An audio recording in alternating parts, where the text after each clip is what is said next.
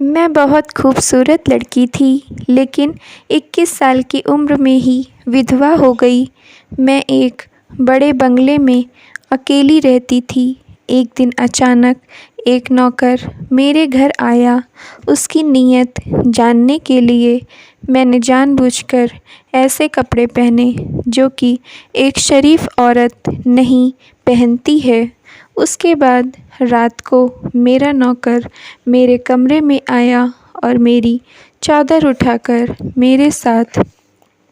मैं 5 भाइयों की इकलौती सबसे छोटी बहन थी। सबकी लाडली थी, पैसे वाले घर की थी। मेरा पालन पोषण बहुत नाज़ों से हुआ था। मेरे पापा जितने पैसे वाले थे, उससे कहीं ज़्यादा मैं खूबसूरत थी। जैसे जैसे मैं बड़ी होने लगी, किसी मर्द की नज़र अगर मुझ पर पड़ती तो हटती नहीं थी। देखने वाले मुझे देखते ही रह जाते थे। मेरी खूबसूरती की वजह से मेरे मम्मी पापा को मेरी चिंता होने लगी। वे लोग नहीं चाहते थे कि मेरी इस खूबसूरती की वजह से मेरे साथ कुछ गलत हो जाए। मेरे पांचों भाई मुझसे बड़े थे, लेकिन मेरे पापा ने सबसे पहले मेरी ही शादी कर दिया। शादी के समय मैं सिर्फ़ 18 साल की थी। मेरी मम्मी ने अपनी सहेली के बेटे वियान से मेरी शादी कर दिया। वे लोग हैसियत में हमारे बराबर थे। वियान एक बहुत खूबसूरत लड़का था। हमारी जोड़ी बहुत अच्छी थी। जब हम साथ खड़े होते थे, लोग तारीफ़ ज़रूर करते थे। वियान अपने मम्मी पापा के इकलौते बेटे थे। वह मुझे बहुत प्यार करते थे। मैं भी उन्हें दिलो जान की तरह मोहब्बत करती थी। वियान से शादी के बाद हम लोग हनीमून के लिए सिंगापुर गए। वहाँ हमने एक दूसरे के साथ क्वालिटी टाइम बिताया। मलेशिया से आने के बाद वियान ने मुझे एक बहुत बड़ा सरप्राइज़ दिया। उन्होंने मुझे एक बहुत बड़ा और खूबसूरत बंगला गिफ्ट किया। वह बंगला इतना ज़्यादा खूबसूरत था कि मैं उसी बंगले में रहना चाहती थी। जब मैंने वियान से कहा कि मुझे अपने बंगले में रहना है, तो वियान ने तुरंत अपने घर में मम्मी पापा से बात किया। किसी को कोई ऐतराज़ नहीं था, इसलिए मैं और वियान अपने नए बंगले में रहने लगे। मेरी सास मुझ पर बच्चा पैदा करने के लिए दबाव बनाती थी। यह बात मैंने वियान को भी बताई, तो वियान ने कहा, तुम उनकी बात पर ध्यान मत दो।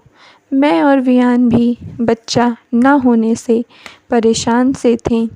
हम भी अपना एक प्यारा बच्चा चाहते थे, लेकिन हमारी सारी कोशिशें नाकाम थीं। हमने काफ़ी दवा इलाज भी करवाया, लेकिन शादी के 3 साल बाद भी मैं बांझ थी। एक दिन कुछ ऐसा हुआ जिससे कि मेरी दुनिया ही उजड़ गई। मेरी ज़िंदगी बर्बाद हो गई। मुझे खबर मिली कि वियान का एक्सीडेंट हो गया है। वह अस्पताल में भर्ती हैं। मैं तुरंत अस्पताल पहुंच गई। काफ़ी गहरी चोटें थीं। वियान आईसीयू में अपनी ज़िंदगी और मौत से लड़ रहे थे, और तीसरे दिन ऐसी खबर आ गई जिसकी मैंने कभी कल्पना भी नहीं की थी। वियान हम सबको छोड़कर इस दुनिया से जा चुके थे। हम सब बिल्कुल टूट गए थे। मैं भरी जवानी में विधवा हो गई थी। वियान के मम्मी पापा का भी बुरा हाल था, क्योंकि वियान इकलौते लड़के थे। मेरी सास मुझे ज़्यादा पसंद नहीं करती थी, क्योंकि मैंने उसे ख़ानदान का वारिस नहीं दिया था। वियान की मौत के बाद मैं बिल्कुल टूट चुकी थी। मैं अपने मम्मी पापा के पास रहने चली गई।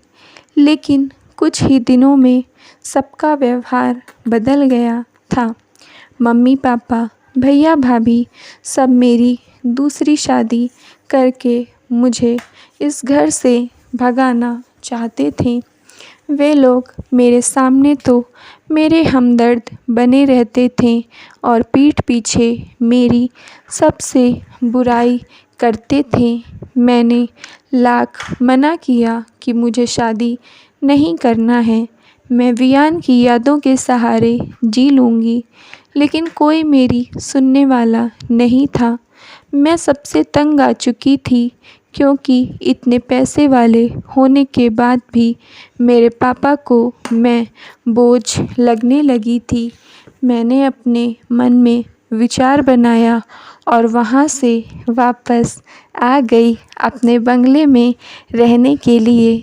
जब मेरे ससुर को पता चला कि मैं वापस अपने बंगले में रहने आ गई हूँ, तो वह हर महीने मेरे अकाउंट में पैसे ट्रांसफ़र करने लगे, जिससे मुझे कोई परेशानी ना हो।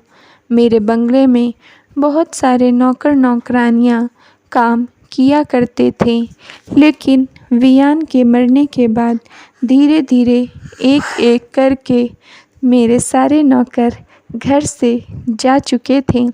जब मैं वापस अपने बंगले में आई थी तो सिर्फ मेरी एक नौकरानी बची थी। घर में ज़्यादा काम ना होने की वजह से मैंने और नौकर दोबारा नहीं रखे थे, क्योंकि पूरे बंगले में सिर्फ मैं और मेरी नौकरानी रहती थी। एक बार मेरी नौकरानी ने कहा, मेम साहब मैं गांव जा रही हूँ, इसलिए मुझे 2 महीने की छुट्टी चाहिए।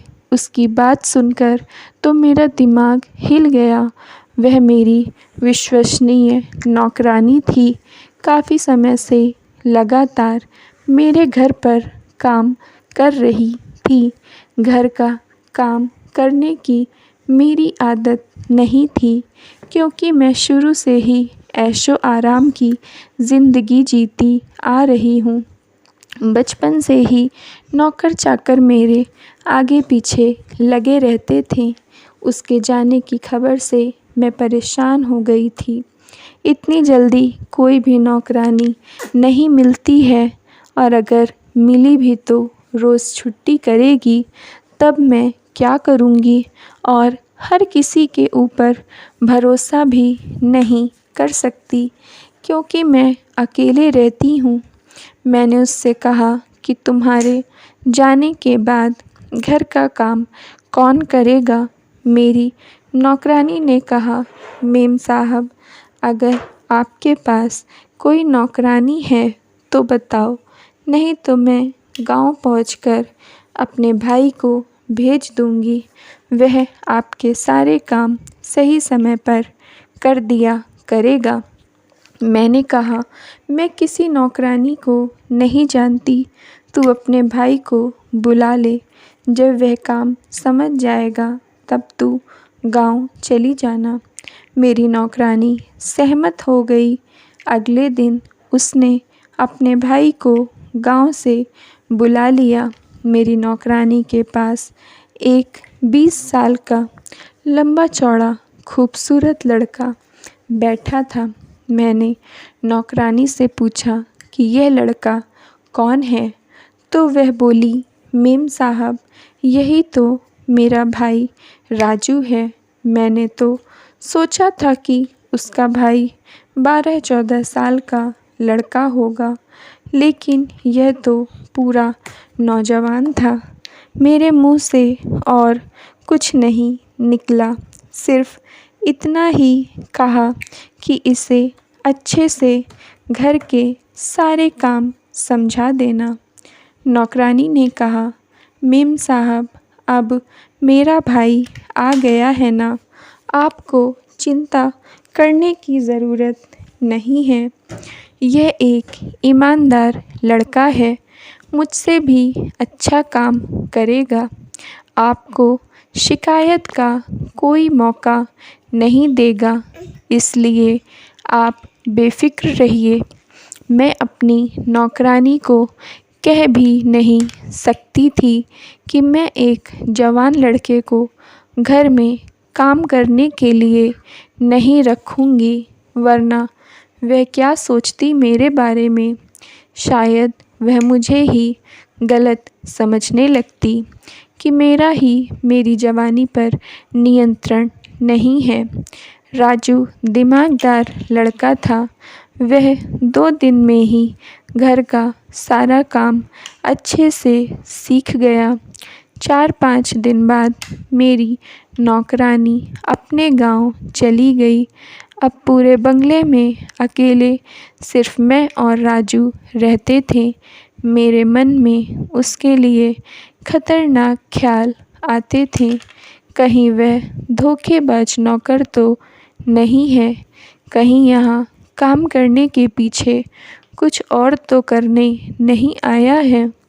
वह तभी कोई गलती नहीं करता था जिससे कि मैं उसे डांट सकूं। एक दिन मेरी एक सहेली मुझसे मिलने मेरे बंगले में आई। उसे पता चला कि मेरा पति मर गया है और मैं विधवा हो गई हूँ। सारे ज़माने ने मुझे तन्हा छोड़ दिया था। जब वह मेरे घर आई तो मेरे घर का काम देखकर बहुत खुश हो गई। वह बोली, यार तेरे घर की नौकरानी कौन है, कितना अच्छा काम किया है। उसने नाश्ता किया। नाश्ता भी बहुत स्वादिष्ट था। मैंने उसे राजू के बारे में बताया तो वह बोली कि इतना अच्छा नौकर जल्दी नहीं मिलता है। मैंने उससे कहा कि राजू का काम तो अच्छा है, लेकिन उसकी नीयत कैसी है क्या पता, उसके दिमाग में क्या चल रहा है। वह धोखेबाज भी हो सकता है। वह है तो आखिर एक मर्द ही। मुझे उसके साथ अकेले रहने में एक भय सा लगा रहता है। मेरी नौकरानी का फ़ोन भी आया था कि उसका रिश्ता पक्का हो गया है। अगले महीने उसकी शादी है। अब वह काम नहीं करेगी, उसकी जगह उसका भाई ही काम करेगा। मेरी सहेली ने कहा कि अगर ऐसी बात है तो तुम उसका टेस्ट ले सकती हो, जिससे तुम्हें पता चल जाएगा कि तुम्हारा राजू भरोसे के लायक है या नहीं। अगर फेल हो गया तो उसे निकाल देना और अगर पास हो गया तो रखे रहना।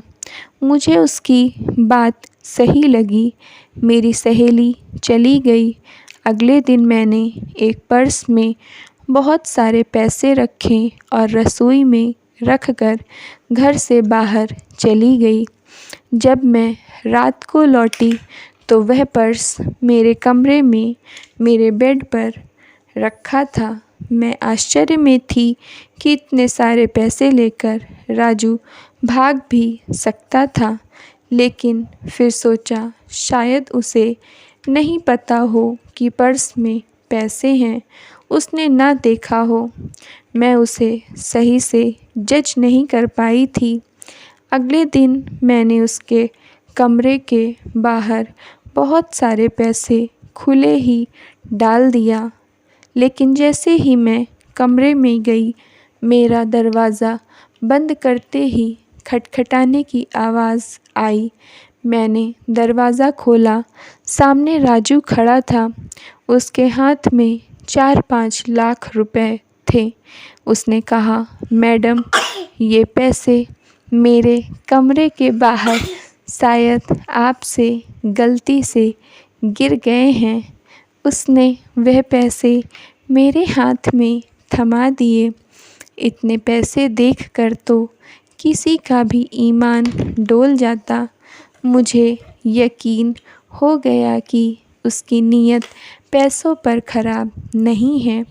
एक टेस्ट तो उसने पास कर लिया था, लेकिन मैंने सोचा कि कहीं उसका निशाना मैं तो नहीं हूँ।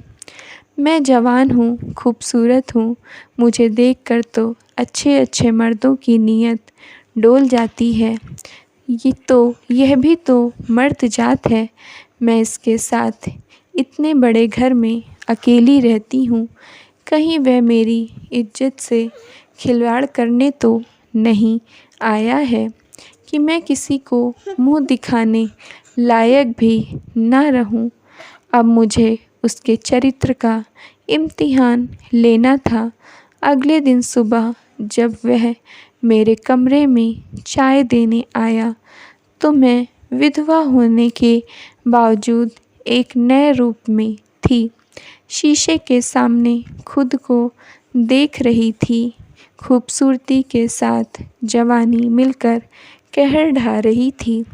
मैंने लाल साड़ी बॉलीवुड स्टाइल में डीप नेक ब्लाउज के साथ कैरी करके बहुत अच्छा मेकअप किया था।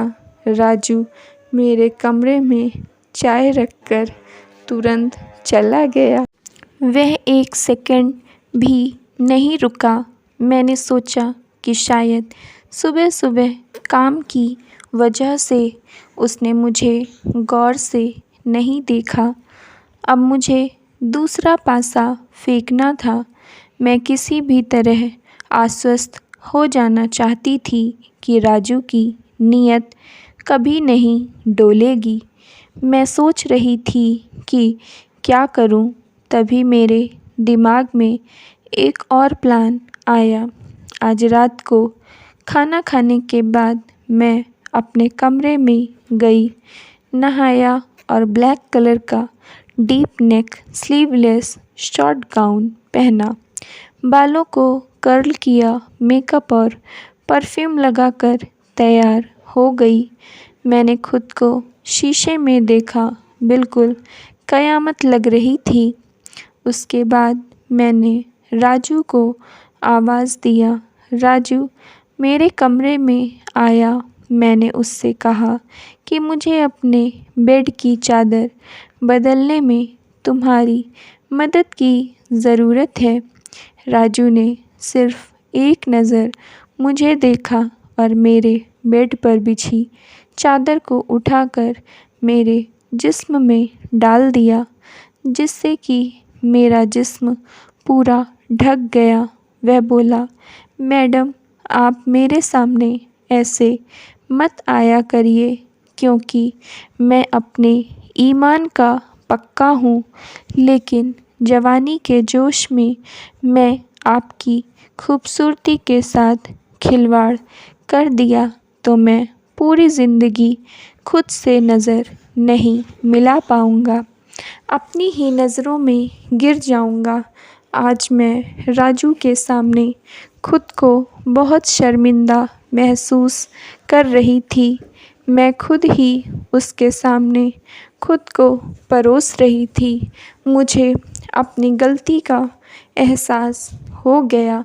राजू एक ईमानदार लड़का था, लेकिन मैं जिस तरह से उसे बहका रही थी, वह चाहता तो मेरे साथ खेल कर चला जाता और मैं कुछ नहीं कर पाती।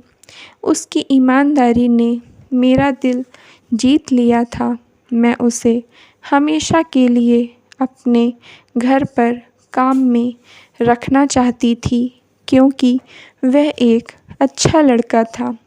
लेकिन उसकी बातों से मुझे बहुत बुरा महसूस हो रहा था। वह बोल रहा था कि मैडम अब मैं ज़्यादा दिन यहाँ काम नहीं कर सकता हूँ, आप एक नए नौकर को ढूँढ लो, तब तक मैं काम कर रहा हूँ। मैंने उससे माफ़ी मांगा, मुझे माफ़ कर दो, मैं आज के बाद ऐसी हरकतें नहीं करूँगी। उसने मुझसे कहा, मैडम आपने कुछ गलत नहीं किया। हर औरत ऐसे मर्दों के बीच रहना चाहती है जहां वह खुद को सुरक्षित महसूस कर सके, लेकिन एक अकेली औरत के घर में काम नहीं करना चाहता। मैंने अपने शक की वजह से एक अच्छे और ईमानदार नौकर को खो दिया था। मैंने नई नौकरानी तो ढूंढ लिया, लेकिन राजू के जाने का मुझे ज़िंदगी भर अफ़सोस रहेगा। Thank you friends. अगर आप लोगों को स्टोरी पसंद आई हो तो प्लीज़ लाइक कर दीजिए और चैनल को सब्सक्राइब कर लीजिए।